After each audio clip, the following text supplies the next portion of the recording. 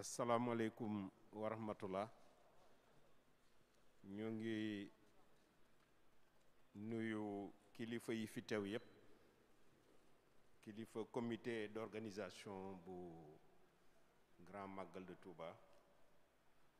yaakaar naa buñ ci tuddee Serigne Ousmane Mbacké yóbbaale na ñépp ñoo ngi leen di nuyu di leen ziar di nuyu waa presse bi ñëw pour couvrir conférence de presse bi nga xam ne mooy présenter les grandes lignes ci bilan wu Magal 2020 ñu commencé donc ci kuréel gi nga xam ne xalif général des Mourides moo ko taxawal ren ci biir comité d'organisation bi di unité d'alerte et de prévention des épidémies du Grand Magal de Touba édition 2020 bi doon la première fois ñuy liggéey muy kuréel goo xam ne fekk ak fagaru ba lépp luy feebar buy law bañ a am place ci màggalu Touba léegi nag xam nga ren ci li xew ci jamono ji xew ci réew yépp xew ci continent yépp doon mbas mi gën naa amal solo taxawaayu kuréel bi yenn membre kuréel bi ñi ngi fi muy professeur Massamba Diouf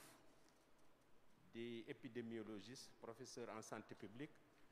le docteur Alioune Mbacké di aussi spécialiste en santé publique médecin de district adjoint bu Richard-Toll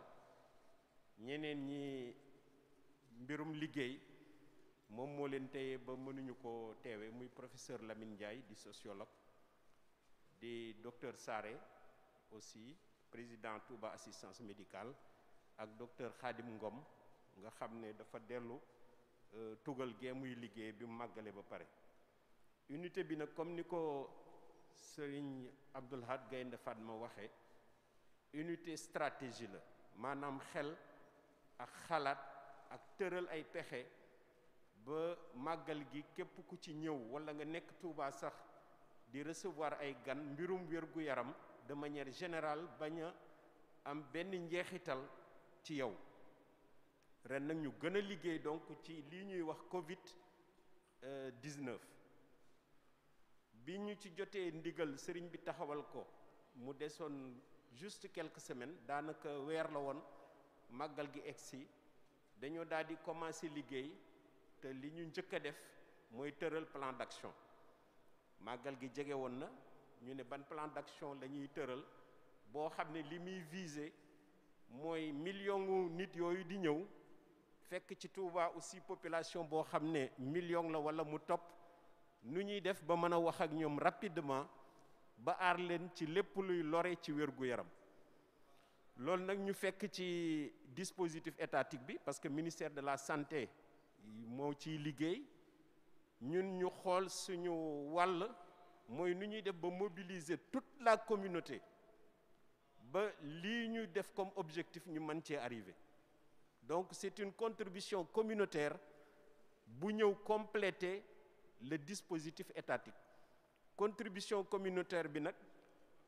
li ko yombaloon mooy ndigal li nga xam ne xalif général des Mourides joxe na ko ndigal li ñëpp gis nañ ko mais aussi dafa law ci réew mi dem na sax bitim réew avant même màggal gi di egsi te moo doon ñu respecter li nga xam ne autorité sanitaire du Sénégal tëral nañ ko ci mbirum mbas mi mooy lii ñuy wax mesure barrière donc suñu xalaat moo doon communauté mouride nu muy mobiliser woo ba ndigal loolu ci biir Touba ñu mën koo respecter mais aussi ñi jóge feneen di ñëw nuñ koy respecter ñu tëral juróom-ñaari kenu juróom-ñaari axe stratégique lañ koy wax boo xoolee plan d'action juróom-ñaari kenu yoo xam ne xalaatoon nañ ne bu ñu ko dérouler te mënoon nañ ko dérouler parce que communauté bi moo ko doon dérouler yaakaar nañ ne mbas mi du mën a law ci Sénégal walla muy indi yeneen jafe-jafe beneen bi ñu ne woon aussi mbas mi rek du problème mu ñuy màggal si te loolu chiffres yi ñu am dinaa ci ñëw léegi dina ko wone yàlla def na ne mbas mi du woon le problème médical principal du màggal nit ñi soxla woon nañ faju nu ñuy def bañ faju donc ñun ñu indi suñu stratégie indi ay ressources humaines am ay partenaires yoo xam ne bi ñu ko yëgee rek dañoo daal di jóg ne dañ ciy dugal seen loxo te ñooñu xamoon nañ lu bëri ci mbirum communication communautaire ci mbirum wërgu-yaram axe bu njëkk bi moo noon ñu fexe ba képp kuy màggal si mbirum mbas mi du la dugg muy réduction du risque de contamination par la Covid kooku moo doon le principal enjeu bu ñu xoolee résultats yi ñu ci am yaakaar naa ne c'est atteint yéen ñëpp yéen a ngi doon suivre loolu nag dama ci bëgg a joxe ay paramètres la ñuy jóge donc mënoon nañu xaalaat aussi ne feebar bi bu màggal gi lawee dëkk yëpp dinañ commencer déclarer ay cas beneen bi dañoo constaté woon ne bi màggal gi di jege si Touba bareetul woon ay cas donc leneen li ñu doon xaar mooy bu stratégie bi marché wul cas wu Touba yi dañuy daal di commencer waat cas communautaire yi yokk cas contact yi yokk cas grave yi yokk lu ñu ñaanul woon aussi décès yi yokk alors bi ñu xoolee nag loolu ñu natte ko noonu li ñu seetlu mooy dañoo encadré jouru màggal gi 14 jours avant 14 jours après chiffres yi boo ko xoolee rek xam ne loolu ñu doon xalaat yépp naan bu stratégie bi marché wul amul au contraire stratégie bi marché yaakaar nañu ne moo tax mu demee nii ci 16 592 tests yu ñu def 14 jours avant le màggal cas positif yi 408 la woon 15 jours après le màggal sur 13 368 tests 302 cas positifs la donc 408 14 jours avant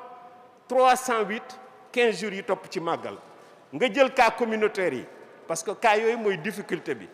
kooku muy refléter law-law bi 14 jours avant le màggal 232 ñaar téeméer fanweer ak ñaari cas 14 jours avant après màggal gi 163 donc mi ngi ci téeméer juróom-benn fukk ak ñett mu wàññeeku encore d'un tiers fële d'un quart la wàññeeku woon nga jël cas grave yi c'est important parce que épidémie bi li koy refléter aussi évolution ak sévérité am cas grave la ñu compter 205 15 jours avant le màggal mu doon 76 plutôt 14 jours après le màggal 205 14 jours avant après màggal 76